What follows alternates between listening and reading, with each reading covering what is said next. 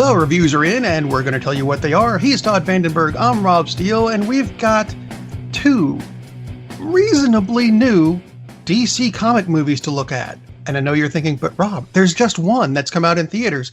And you're right, the other one is for at home.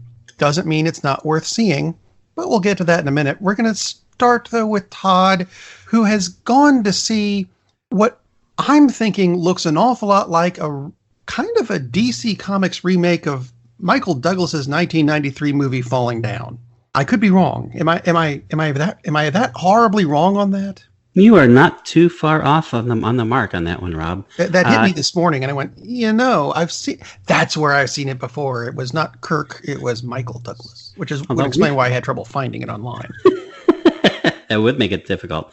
We've all seen this movie before, kind of. And again, this is Joker. Todd Phillips is a really, really, really good take on the character. When they first announced this project, I, along with a lot of people, I believe you were one of them too, thought, what in God's name are they doing making a standalone movie about Joker? And then they said Joaquin Phoenix is starring. And it's like, okay, I'll go see it for that. Because he is always worth watching. The movie might be bad, although top of my head, I can't think of one that he's been in. But he's always worth watching, and he is absolutely worth watching in Joker. This is set in 1981. Not that they put up a thing on the screen and tell you it's 1981. It has a feel of the 70s gritty movies like Mean Streets, like Taxi Driver, and there are a lot of references and callbacks to Taxi Driver. There are also a lot to another Scorsese movie, The King of Comedy. And if you haven't seen either of those, especially Taxi Driver, oh my God, you need to watch those movies. But it opens, and this movie is brilliant in so many ways. It opens, and of course it's a Warner Brothers film, but it doesn't have the DC logo on there. And it has the Warner Brothers logo that they used in the 70s. The highly stylized, curved, kind of blobby W that was in black and red. And I thought, oh my God, this is someone who thought of that has a lot of good thoughts. And they did. It has kind of that tone to it, kind of dark bluish overall, just a feel to it. And again, Phoenix is excellent. It's a different take on Joker. Yes, it does exist in a universe where there's going to be Batman because, spoiler alert, Thomas Wayne is a character in this. He shows up pretty early, so not really a spoiler. And you probably heard about it already. So this is pre-Batman. Does he have a hand in the origin of Batman? Maybe, probably. Basically, he's a very disgruntled person. He is mentally ill, and he is having a very difficult time chasing the challenges of the world. He gets beaten up just by some kids. That's in trailers. So again, hardly a spoiler, happens very early. So gradually, he becomes more and more unhinged. Kind of like a character named Travis Bickle in Taxi Driver. Things generally just keep on going further and further downhill. There are some long sequences that turn out to have been fantasies that he's had. And you don't know it at the time, but then later on it becomes apparent, which is a brilliant way to show just how he is gradually falling apart. And at the same time, he's building himself into something entirely new, which is Joker. One of the brilliant aspects, Robert De Niro is in this as a late-night talk show host. Robert De Niro, of course, Bickle in Taxi Driver, and Rupert Pupkin in The King of Comedy, who was, like Joker, a wannabe stand-up comic who was really, really bad.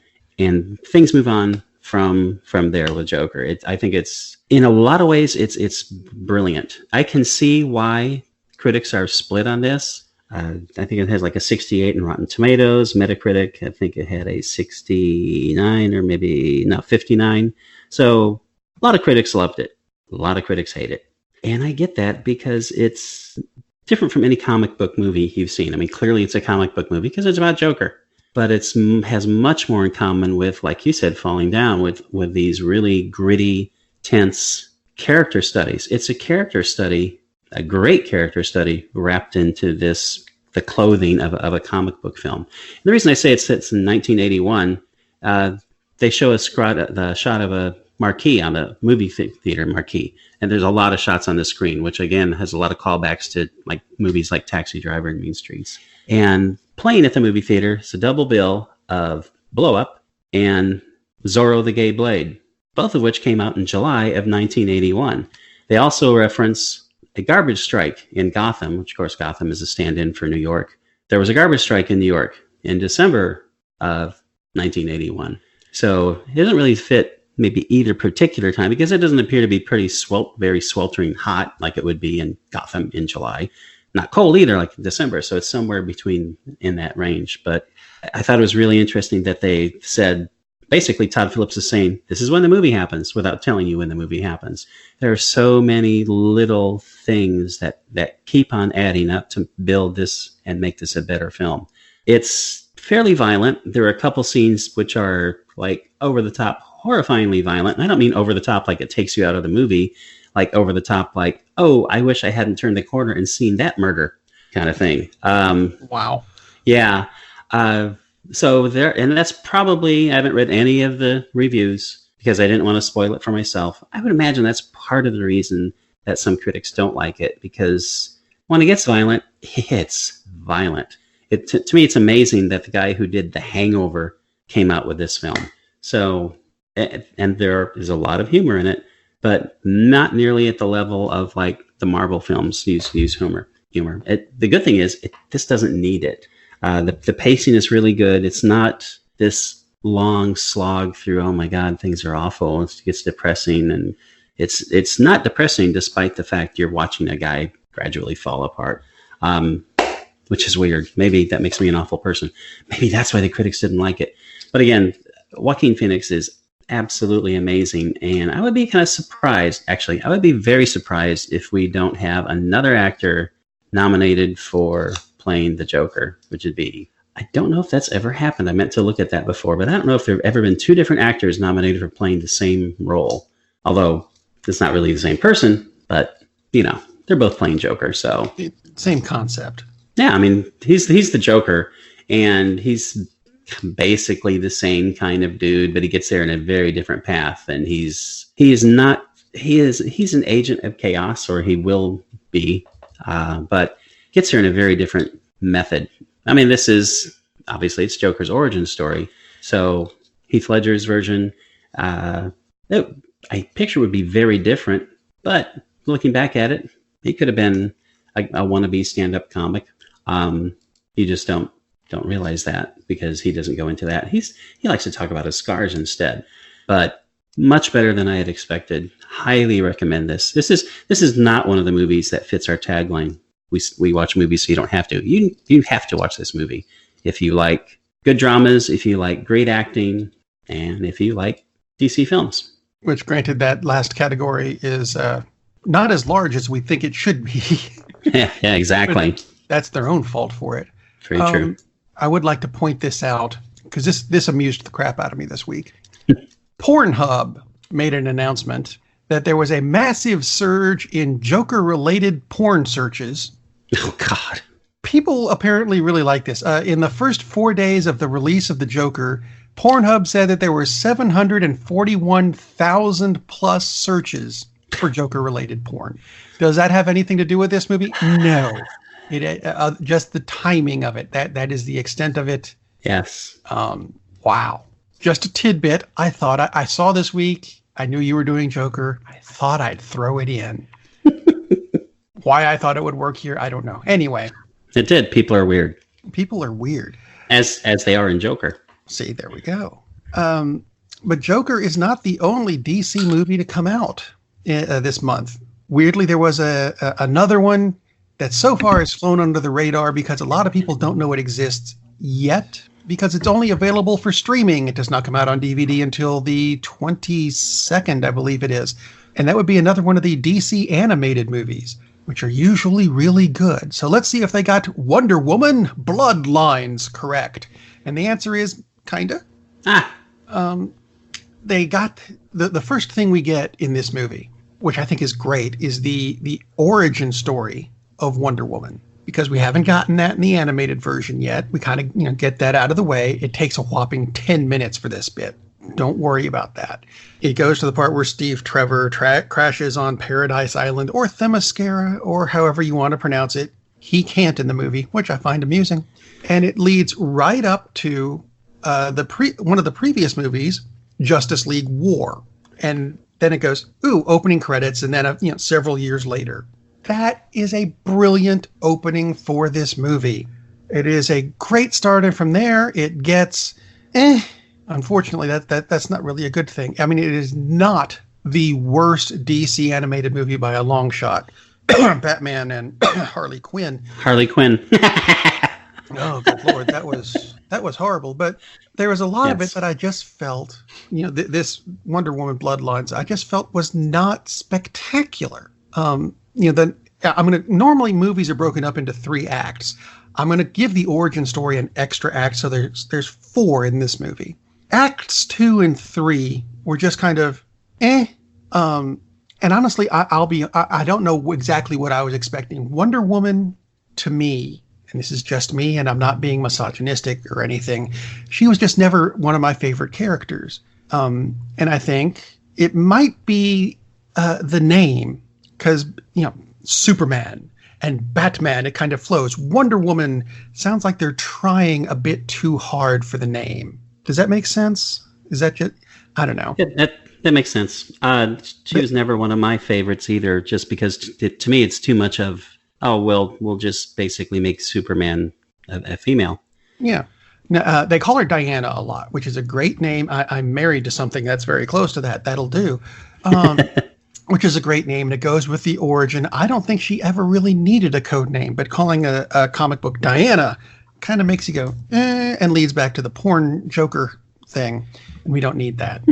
Anyway, through the next 2 acts of the movie, there's the usual rogues gallery from her books, like Cheetah and Giganta, and a couple others that I was not familiar with, and I'm not going to tell you who, because it turns out they're in the new books. But it eventually comes around that there's a big conspiracy to bring back Medusa. Yes, that Medusa, the one with the snakes for hair, turns people to stone. And spoiler alert, they do it. That's not a spoiler alert. Once you find out that's what they're going for, they're going to do it by the end of the movie. Now, once they do, it results in a brilliant final battle, great 4th act of this movie, which had a few unexpected moments, and I liked it. Now, so far, it sounds like I liked the beginning, I liked the end, and the middle bit was kind of, Here's a catch. And I think this is probably the best part of the movie for me. And like I said, I loved that battle scene. It was great. But here's the best part. When the credits started to roll, I was kind of feeling a little disappointed because there were 2 gaping plot holes that were brought up during Acts 2 and 3. And I thought, you should have resolved that.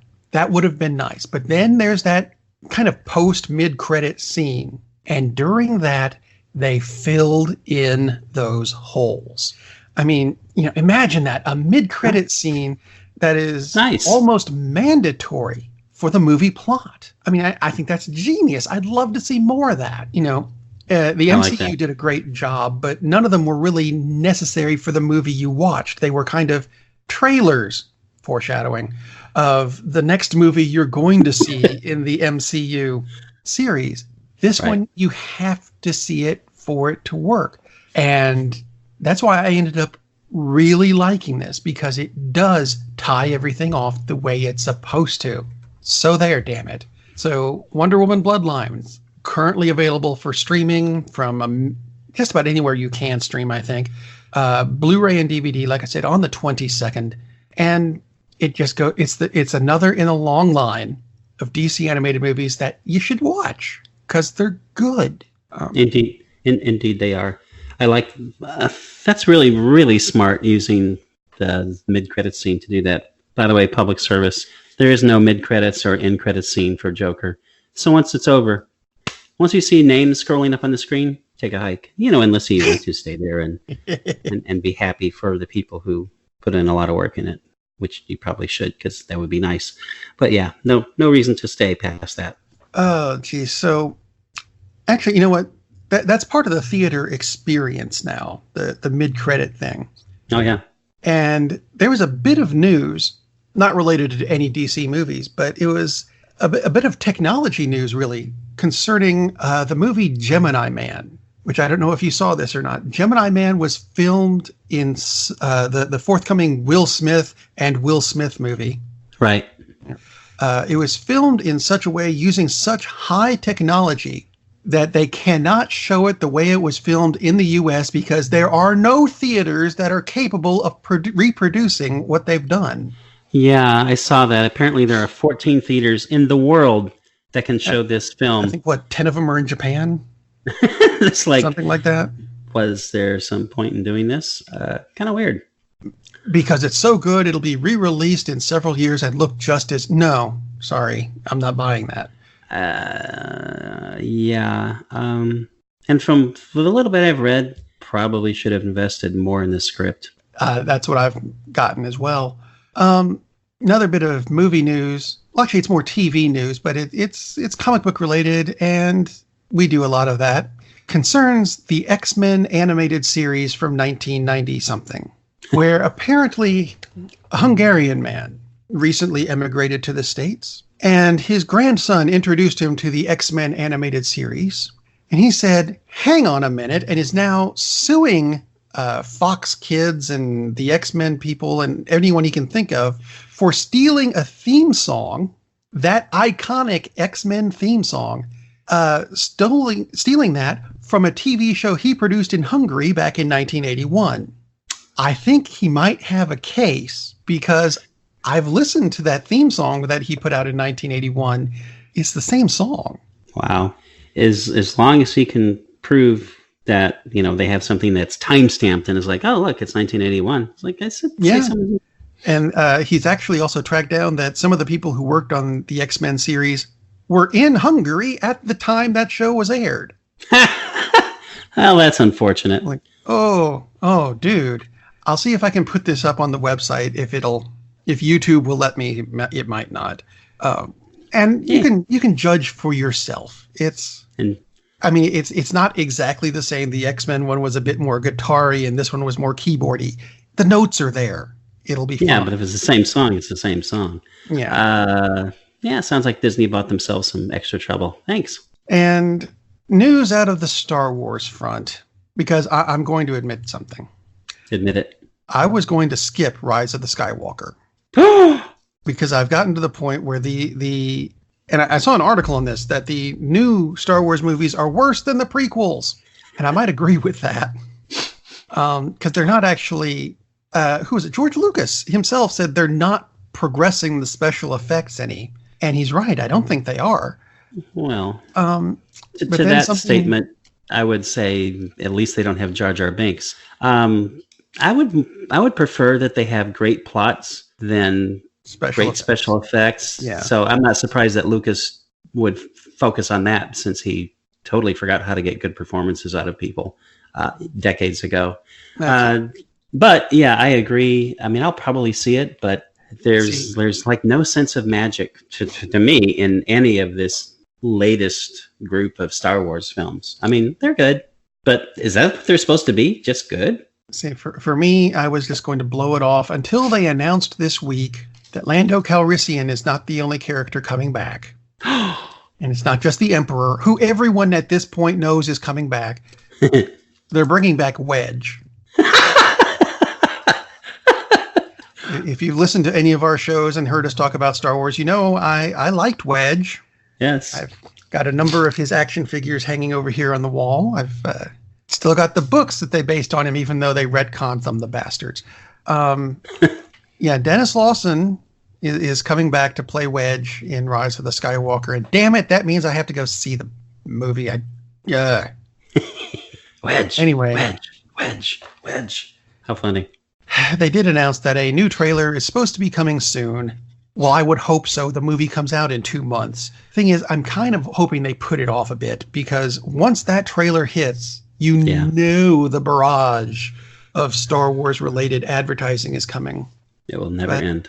No, it's going to seem like it'll last long. No, I was going to say it'll last longer than any of the presidential candidate election. No, it won't. That's going to last much longer.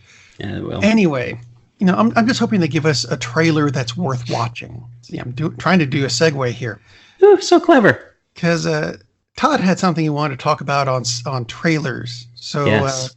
you said you saw a few of them with Joker that you thought were good. I saw a few trailers which were incredible. That doesn't mean the movies will be incredible. But again, and we've talked about trailers, the job of a trailer is to make you want to see this film.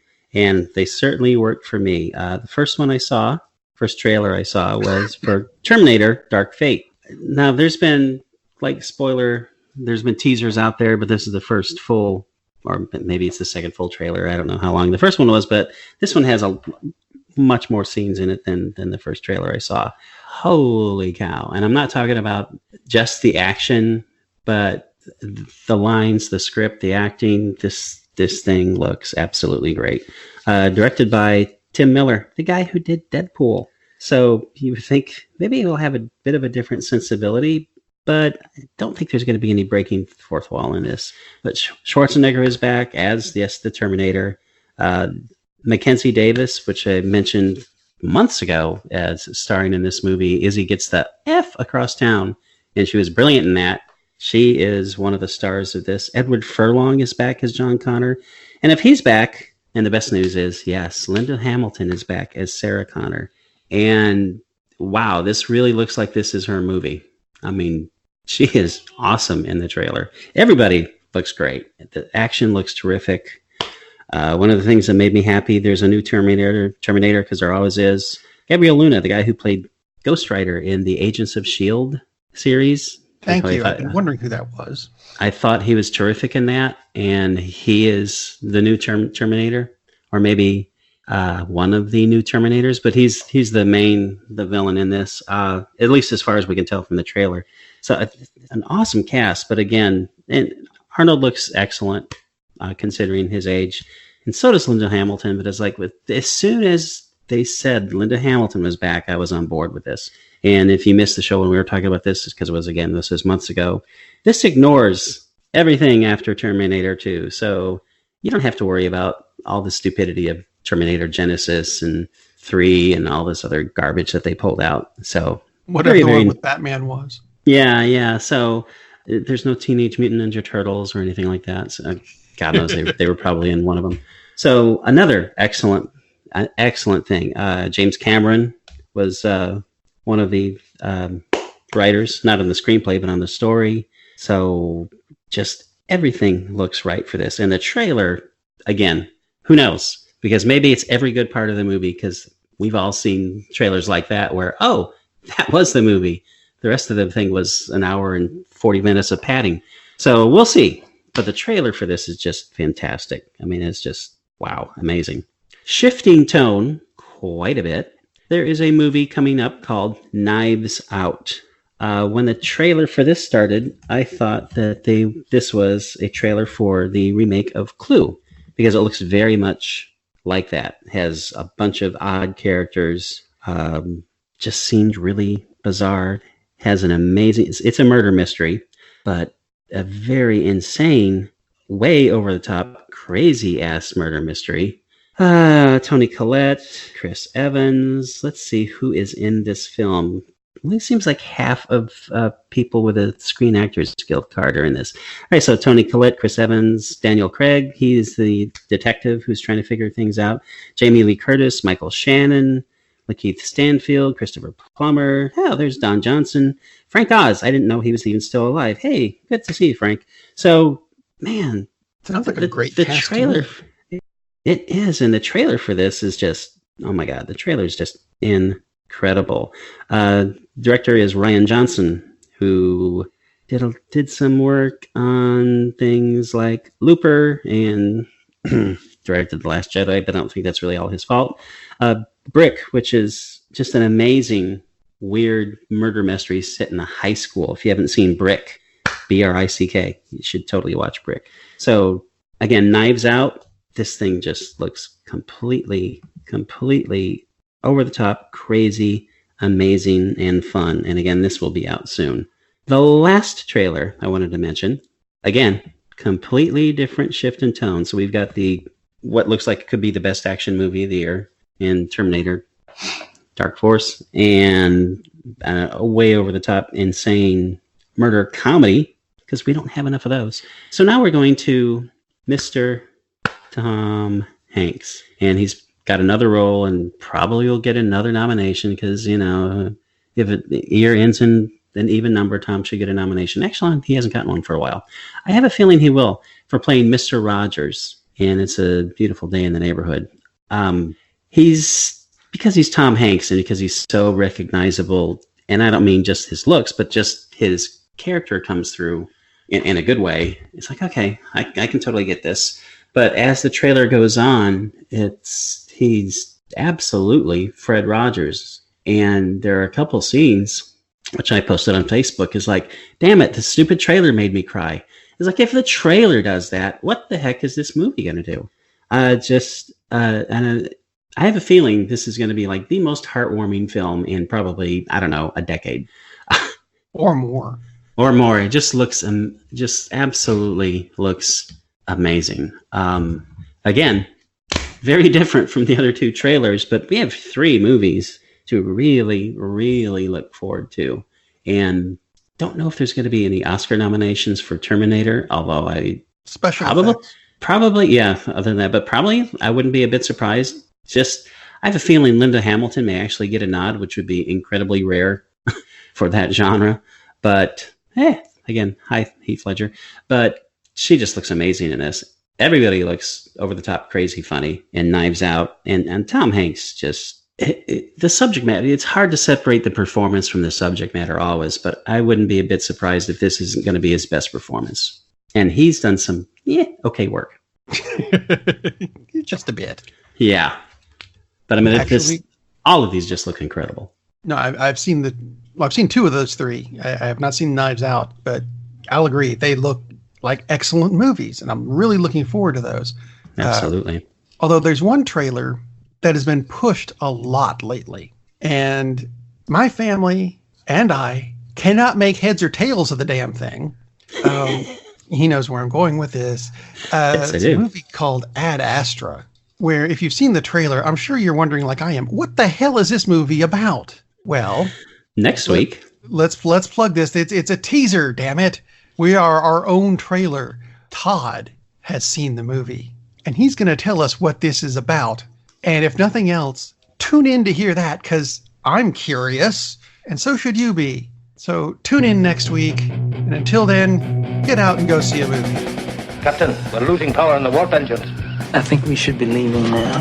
I'm going to go home and sleep with my wife. And on that unusually harmonious bombshell, it is time to end. I am very disappointed!